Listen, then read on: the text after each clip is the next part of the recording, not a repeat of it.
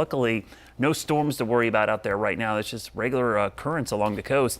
For us, it's felt like spring out there. Might be a good weekend to go to the beach. The water, though, pretty cold this time of year. You get the reverse when you go to the beach. It's actually colder at the beach right now than it is inland because of those cold surface temperatures of the water. You can see we're kind of on the edge of the cool air to the north, all this warm air to the south, record-breaking temperatures across the southeast, and this is going to continue as what looks like a summer pattern, a big ridge over the southeast. I mean, look at all of that ridging.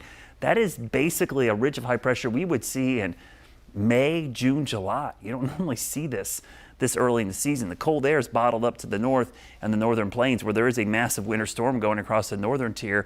Now, by next week, it looks like things flatten out a little bit, but still stays pretty mild. Today, we were 76, so we were close to the record, but didn't break it. Tomorrow, 76. Only reason we're not warmer is because of the clouds tomorrow, but we'll be close again. Thursday looks to be the day that will likely break the record.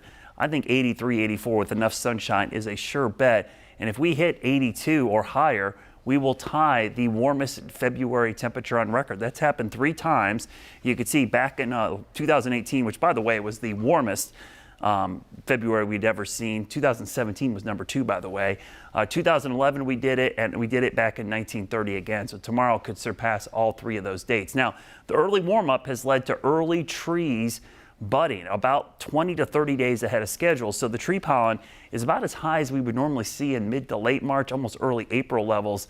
Not what we normally see in February. So if you're sniffling and sneezing, that's a big part of it. This is the typical tree curve, we kind of call it. Early March, we start to see medium to low levels, and by early April, it's high to very high by the middle of the month. We're seeing those type of levels already here at the end of February. Cold front to the north is going to drift to the north as a warm front, so it's going to change. As it moves north, it becomes a warm front. As it pushes south, it'll be a cold front. Big storm system here, but all the energy stays to our north, so not much rain.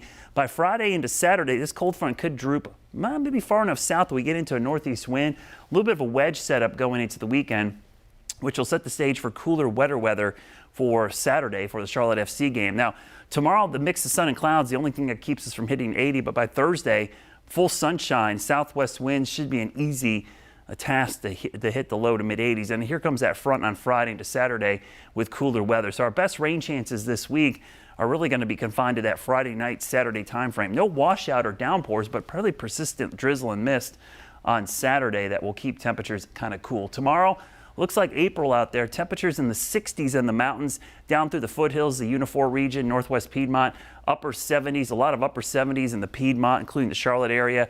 And there you go. A couple spots could be in the low 80s tomorrow with enough sunshine. Here's your Guy Roofing 7-day forecast. Once you know it, the one cool kind of rainy day is going to be Saturday for Charlotte FC's home opener against New England. That's going to be it'll be okay. Just make sure you have the poncho. Next week, though, temperatures remain in the 60s and 70s.